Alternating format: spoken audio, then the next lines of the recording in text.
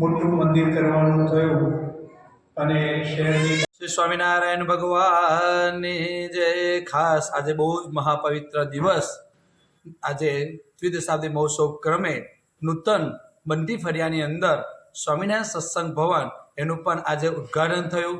ઘણા વખતથી હરિભક્તોની ઈચ્છા હતી કે એક નાનું સત્સંગ ભવન થાય, તો એ નિમિત્તે વડીલ સંતોના હસ્તે આજે પૂજન કર્યું। પરમ પૂજ્ય મહંત સ્વામી મહારાજની આજ્ઞાથી અહીંયા સંતો પધારી અને આજે નવું સંકુલ એ તૈયાર થયું છે, એનો વિશેષ આજુબાજુ ધર્મપ્રેમી પ્રજા લાભ લઈ અને આપણું જીવન ધન્ય બનાવી શકીએ, એ જ મહારાજ સ્વામીના ચરણોમાં પ્રાર્થના।